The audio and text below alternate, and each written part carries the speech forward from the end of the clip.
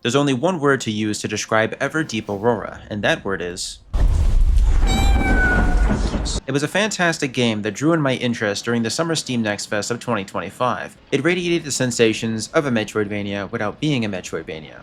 It was unique, adorable, and just downright relaxing and engaging to play, even if there wasn't a whole lot going on with the game itself. It's your average pseudo Game Boy platformer with the ability to drill through terrain and uncover secrets as you piece together the story. Taking control of the character known as Shell, you and your neighbors above ground are under threat of the meteorites falling to Earth at an alarming rate after the moon has been destroyed before your very eyes. You don't know why this is happening, but you know for certain that it is no longer safe to be above ground, as your mother has warned you. So taking her advice and accompanied by a nearby frog, you pick up a drill handed to you by them and head out on an adventure to find your mother somewhere deep underground. What secrets, mysteries, and stories will you uncover down here? Only time will tell in this short adventure that only takes about 7 to 8 hours to complete. I adored this game. The meow button, the polychromatic visuals, the music, the adventure, everything here felt so well designed, capable of guiding you into a nice cozy world with so much to explore. The hidden lore, the secrets, the dark understory, the multiple endings, the optional side quests, the mental tracking of where everything is, even without a proper map. You have to play the game to understand how it suddenly clicks and pulls you in.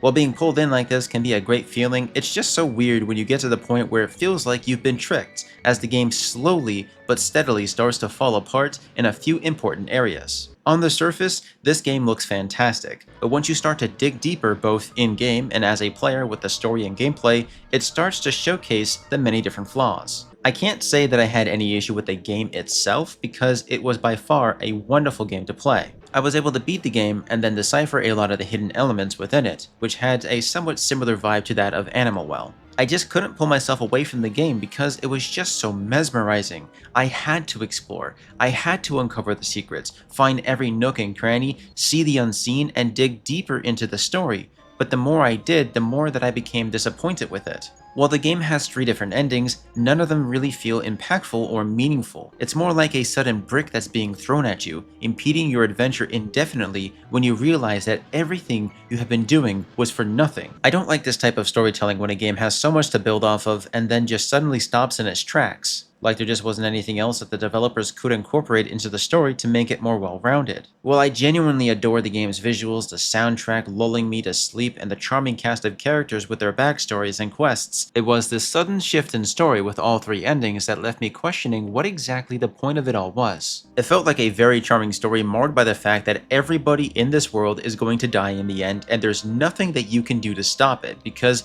that is your life goal. That is your duty as a society. The more I looked into the game's story, the more it honestly felt like it was talking about America and New York City and oppression. It just derailed me so hard that I wasn't able to bounce back. I found it to be a very weird path to take in its story, because it felt unfinished. Outside of the story, there did seem to be a few input errors. While exploring hidden locations, I was not able to pick up certain secrets, and no amount of reloading the game or trying again would fix it. You don't need these to complete the game, but for the underlying story and those completionist vibes, it was problematic. Another issue is that everything including the minimap will despawn after you reload the game, and every tile that you dig will respawn when you've dug through too much. This makes keeping track of where you have been difficult to maintain as you run in circles. Also, if you don't save often, you will lose a lot of your progress, as there is no auto-saving outside of a few important moments. It seems like the map and things respawning was done in such a way as to not soft-lock the player with the drill and the fuel, so it's not a big problem, but it does drag things out if you're not intending to beat the full game in one sitting.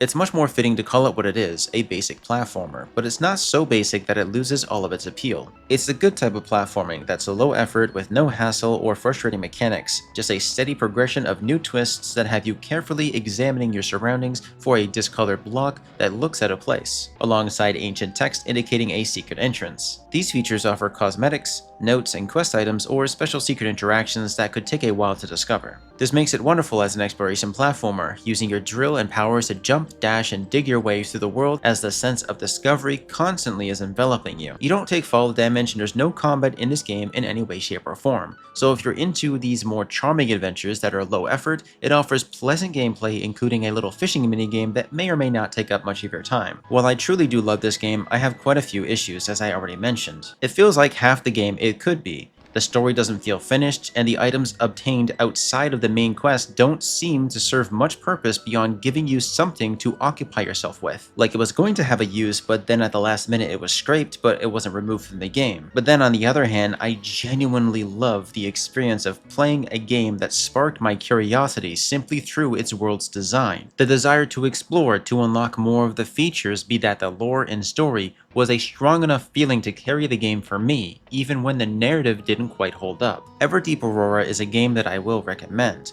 Just make sure you take your time with it. It's not trying to be a wow factor, and if it doesn't click with you, it doesn't click. But I found myself enamored with the world and its story, so I'll leave it at that. Despite the poor endings and the desire to experience more in the form of side quests, I loved every minute.